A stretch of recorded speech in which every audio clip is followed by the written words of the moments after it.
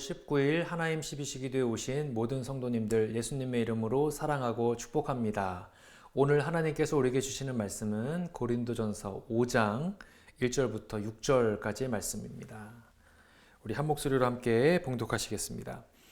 너희 중에 심지어 음행이 있다 함을 들으니 그런 음행은 이방인 중에서도 없는 것이라. 누가 그 아버지의 아내를 취하였다 하는도다. 그리하고도 너희가 오히려 교만하여져서 어찌하여 통한이 여기지 아니하고 그 일 행한 자를 너희 중에서 쫓아내지 아니하였느냐. 내가 실로 몸으로는 떠나 있으나 영으로는 함께 있어서 거기 있는 것 같이 이런 일 행한 자를 이미 판단하였노라. 주 예수의 이름으로 너희가 내 영과 함께 모여서 우리 주 예수의 능력으로 이런 자를 사탄에게 내주었으니 이는 육신은 멸하고 영은 주 예수의 날에 구원을 받게 하려 함이라. 너희가 자랑하는 것이 옳지 아니하도다. 적은 누룩이 온 덩어리에 퍼지는 것을 알지 못하느냐. 아멘. 네, 우리는 계속해서 고린도전서 말씀을 살펴보고 있습니다. 사도 바울은 이 고린도전서를 시작하는 1장에서부터 지속적으로 하고 있는 얘기가 교회에 어떤 일어나고 있는 문제에 대해서, 분열, 어떤 교만에 대한 부분들, 교회 안에 있었던 크고 작은 일들에 대해서 책망하면서 그것에 대해서 조언의 이야기를 하고 있는 것이죠. 그런데 여러분 5장에서는 지금까지 말했던 것보다 더욱 심각한 문제를 다루고 있습니다. 바로 그것은 정말 치명적인 죄의 모습, 음행에 관한 것이었죠.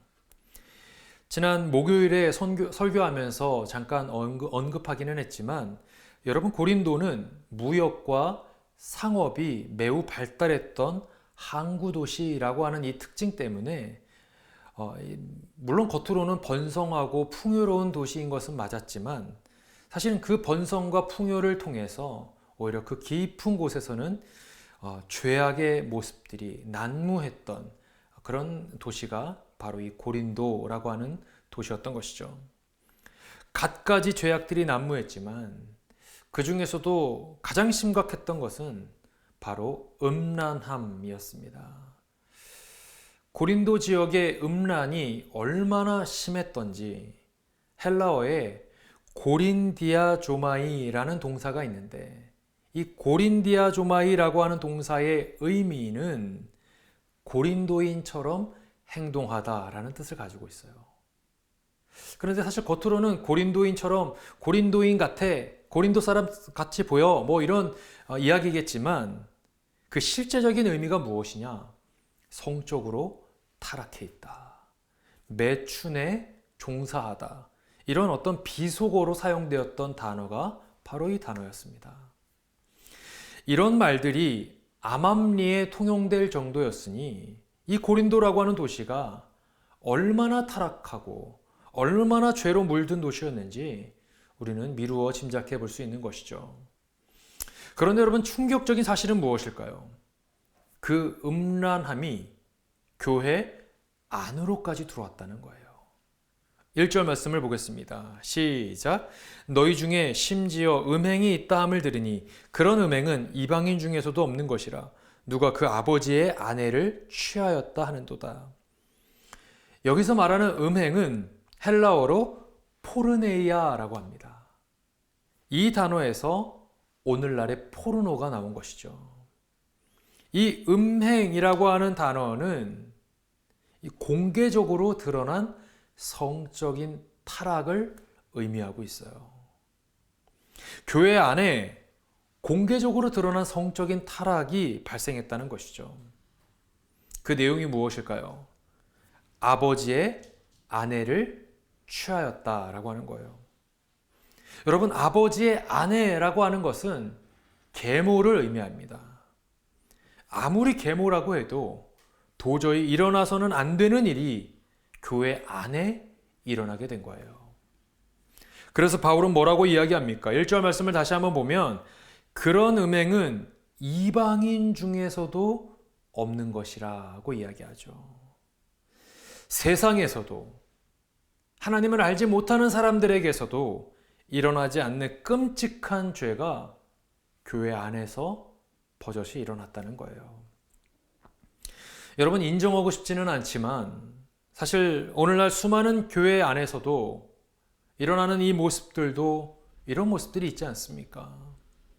비단 어떤 성적인 문제뿐만 아니라 금전적인 문제, 관계적인 문제, 도덕적인 문제, 교회 밖에 있는 세상에서도 일어나지 않는 도저히 용납할 수 없는 일들이 교회 안에서 일어나는 일들을 우리는 종종 마주하게 되죠. 그래서 그런 것들로 인하여 교회를 떠나는 사람들도 우리는 보게 됩니다. 그런데 교회 안에 이런 일이 일어났다, 단지 그런 일들이 일어났다라고 하는 그 사실보다 더 충격적인 일이 있었는데 그것이 무엇일까요? 2절 말씀을 함께 보겠습니다. 시작. 그리하고도 너희가 오히려 교만하여져서 어찌하여 통한이 여기지 아니하고 그 일 행한 자를 너희 중에서 쫓아내지 아니하였느냐. 그 끔찍한 죄를 통한이 여기지 않았다는 거예요. 그냥 덮어두고 묵인했다라고 하는 것이죠. 여러분, 죄를 발견하고서도 아무런 분노를 느끼지 못하는 것은 공동체의 거룩함을 파괴하는 그런 모습입니다. 우리는 죄를 발견할 때 통한이 여김, 거룩한 분노를 우리 가운데 느낄 수 있어야 합니다. 여러분, 이것은 단순히 정죄하고 손가락질하고 판단하라 이런 말을 하는 것이 아닙니다. 공동체 안에 들어온 죄에 대해서 그 심각성을 인정하고 인지하고 죄 자체에 대한 거룩한 분노가 우리 가운데 있어야 한다라고 하는 것이죠. 그리고 그 거룩한 분노는 반드시 통렬한 회개로 이어져야만 하는 것입니다. 여러분도 잘 아시는 것처럼 다윗은 밧세바를 범했죠. 너무도 큰 잘못을 저지릅니다. 그러나 그는 통탄히 여기며 하나님 앞에서 자신의 죄를 자복하게 됩니다.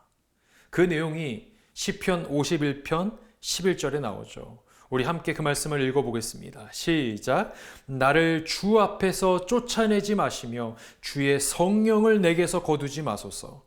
주의 구원의 즐거움을 내게 회복시켜 주시고 자원하는 심령을 주사 나를 붙드소서.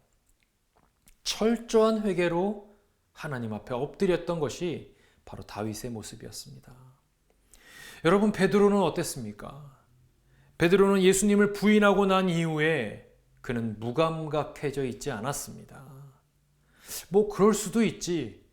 자신의 죄를 묵인하거나 방관하지도 않았습니다.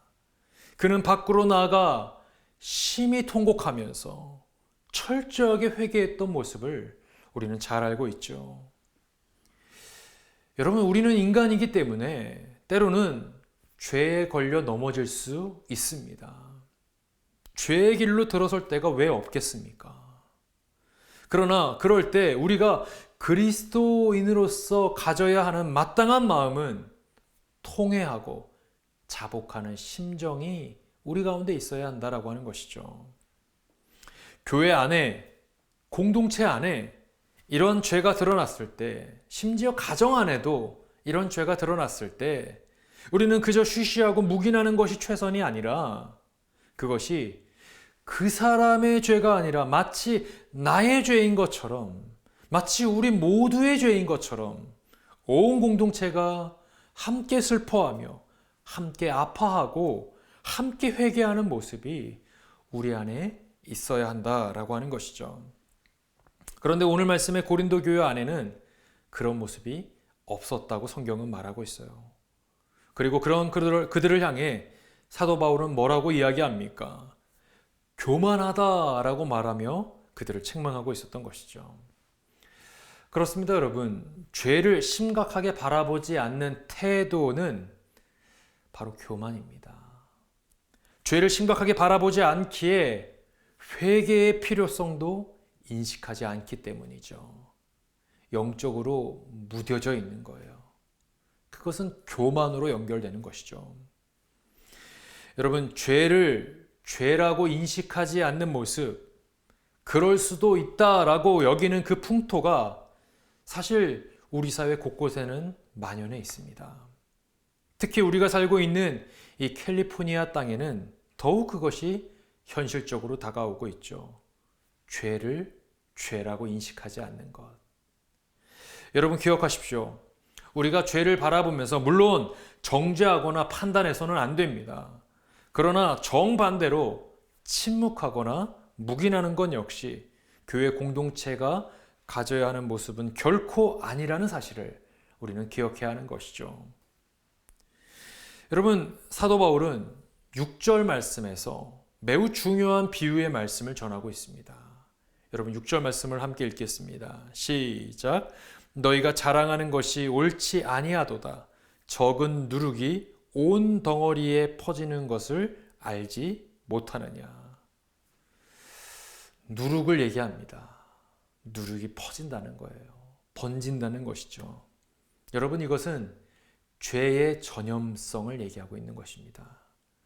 아주 적은 누룩이었지만 그것이 삽시간에 온 덩어리에 퍼진다는 것이죠. 마치 그와 같이 이 정도는 괜찮아 라고 여겼던 작은 생각, 가벼운 생각이 온 공동체를 병들게 하고 죄로 물들게 하는 결과를 초래하게 된다는 거예요. 여러분 이 말씀을 보면서 우리가 잊지 말아야 하는 사실은 죄에 전염성이 있다라고 하는 사실이죠. 여기에 있던 죄가 이곳으로, 다른 곳으로, 곳곳으로 반드시 퍼져가게 됩니다. 번져갈 수도 있다라고 하는 가능성이 아니라 반드시 번지게 됩니다. 작은 죄를 방치하면 반드시 더 큰 죄로 성장하는 것이죠. 여러분 그렇기 때문에 우리는 적은 누룩이라 할지라도 그것을 발견했을 때 단호하게 그 적은 누룩의 부위를 제거해야 합니다. 그래야 온 덩어리에 퍼지지 않게 되는 것이죠. 마치 이와 같이 우리도 공동체 안에 아무리 작은 죄라 할지라도 그것을 잘 끌어내는 결단이 우리 가운데 있어야 한다라고 하는 것입니다.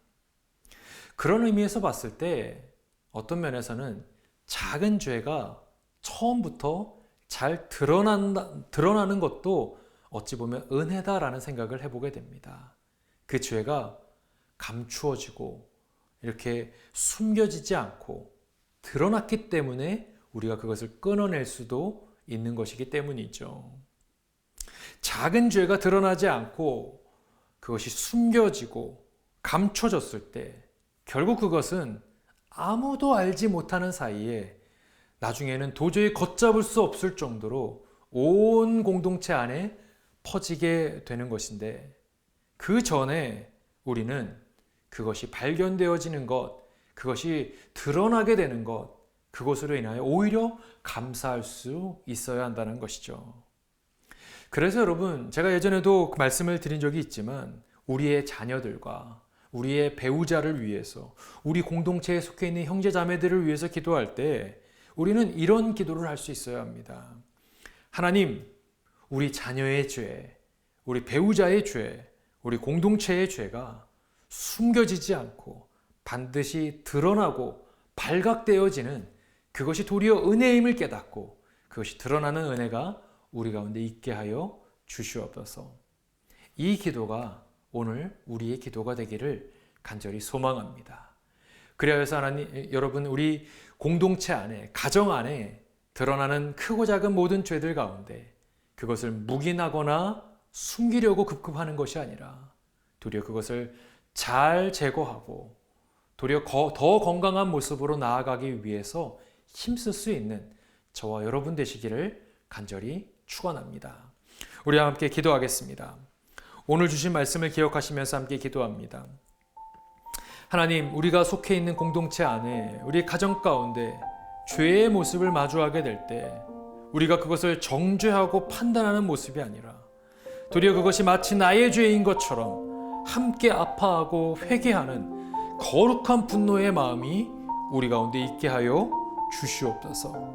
또 적은 누룩을 우리 가운데 방관할 때 덩어리 전체로 번지는 것처럼 하나님, 우리의 자녀들, 우리의 배우자, 공동체 안에 있는 형제자매들 가운데 아무리 작은 죄라 할지라도 그것이 감춰지고 숨겨지는 것이 아니라 더 큰 죄로 발전하기 전에 반드시 그것을 드러내고 또 그것을 제거하는 그러한 은혜가 있게 하여 주옵소서. 오늘 말씀 기억하시면서 우리 함께 기도하겠습니다. 사랑이 많으신 하나님 아버지, 하나님, 우리가 속해 있는 공동체 안에 크고 작은 죄의 모습들을 마주하게 됩니다.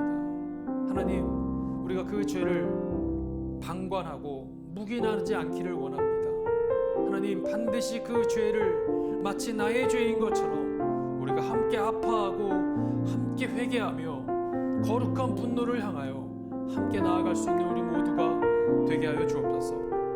적은 누룩을 우리가 방관하게 되었을 때, 그것을 방치하게 되었을 때 그것이 반드시 다른 곳으로 번지게 되고 온 덩어리에 퍼지는 것처럼 하나님, 우리가 작은 죄라 할지라도 그것을 끊어낼 수 있는 단호함이 우리 가운데 있게 하여 주옵소서. 우리의 배우자들, 또 우리의 자녀들, 공동체 안에 있는 형제자매들 가운데 아무리 작은 죄라 할지라도 하나님, 그것이 감춰지고 숨겨지는 것이 아니라 반드시 그것이 드러나고 발각되는 것이 도리어 은혜임을 깨달아 하나님, 더 큰 죄로 발전하지 않기 위해 우리가 힘쓸 수 있는 하나님, 우리 공동체에 다 되게 하여 주시옵소서. 우리 다시 한번 기도하기 원합니다. 우리 이 시간 기도할 때 우리 새누리교회 공동체를 위해서 함께 기도하기를 원합니다. 하나님, 우리 새누리교회가 특별히 비전센터를 놓고 기도하고 있는데 이 비전센터가 단지 하나의 건물을 사고 파는 문제가 아니라 정말 우리의 자녀들이, 우리의 다음 세대들이 하나님을 뜨겁게 예배할 수 있는 영적인 공간, 축복의 통로와도 같은 공간 되게 하여 주시옵소서. 우리 새누리교회를 이 실리콘밸리에 세우심에 감사드립니다. 여전히 하나님을 알지 못하고 죽어가고 있는 수많은 영혼들을 흔들어 깨울 수 있는 우리 교회가 되게 하여 주옵소서. 이 땅에 수많은 교회들이 존재하고 있지만 우리 새누리교회가 정말 교회적 사명, 복음의 사명을 감당하는, 구원의 방주의 역할을 감당하는 그런 교회 되게 하여 주시옵소서.